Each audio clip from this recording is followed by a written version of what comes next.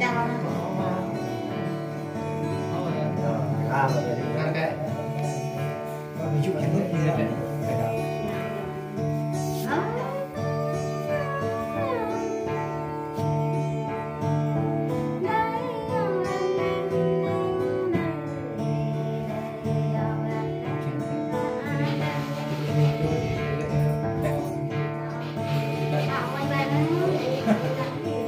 ôi ông bà Trần Dương kê lắm ê ca đi lao ba bạn có tô hơn tấn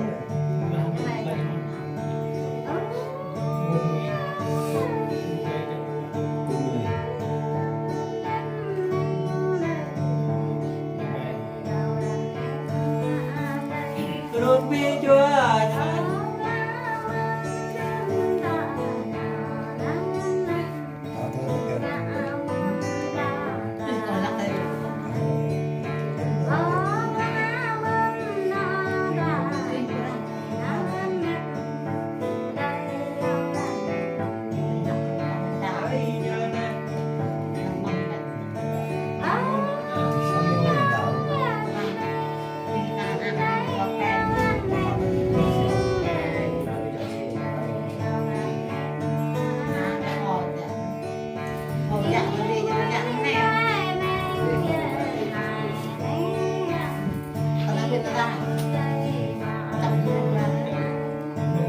bác kia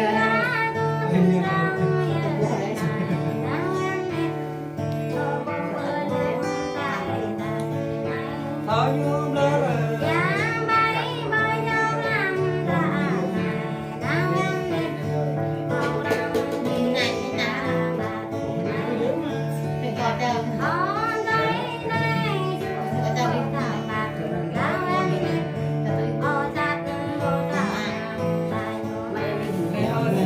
ướt mặt này nữa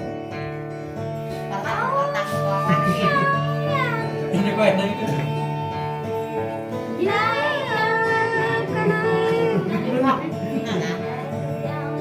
yếu tố cho nó thôi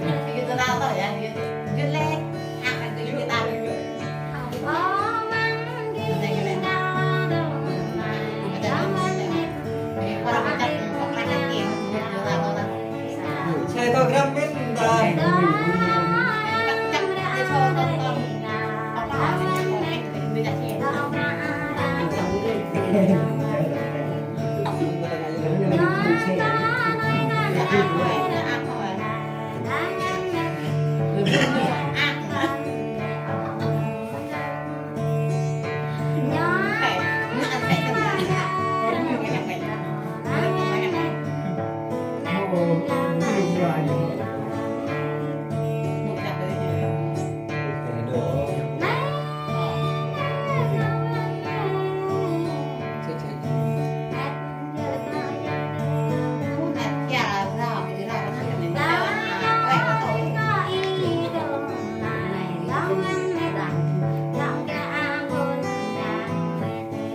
cầm một đôi đấy cầm một đôi rất rõ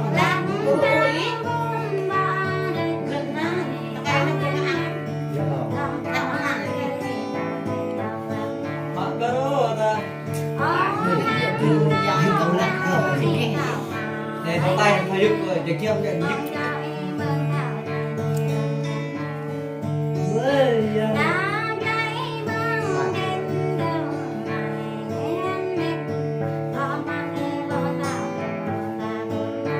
Romen như vậy nè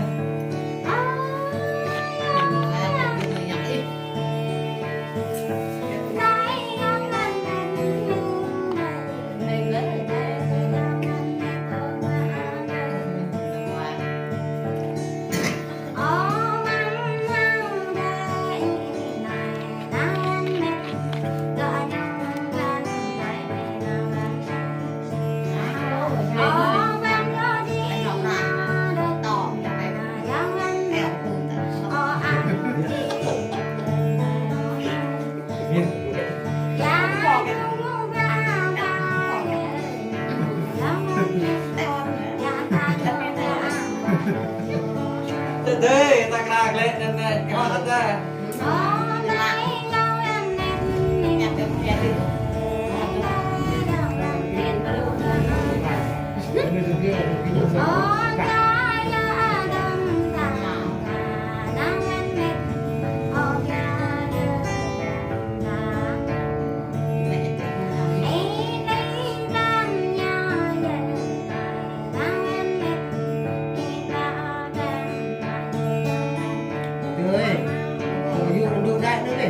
cơ đấy nàng trộm cơ đấy đấy apa này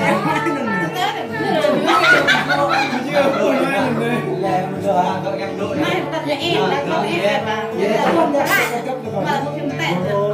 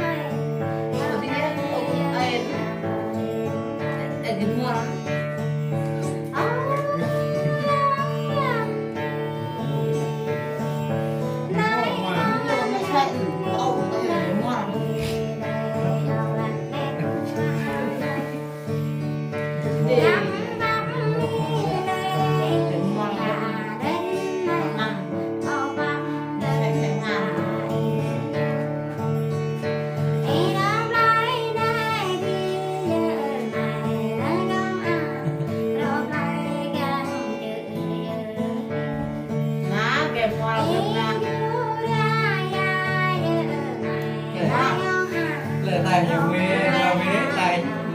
lại đây đây một rồi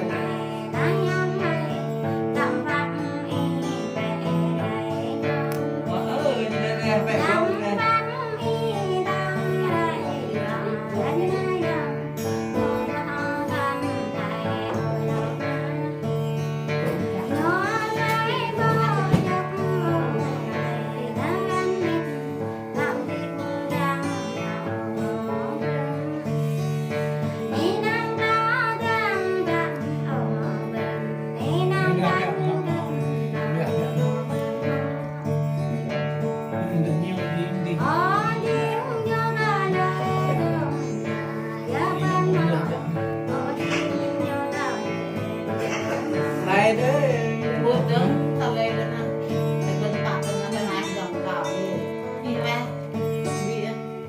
Dia pi, dia pi.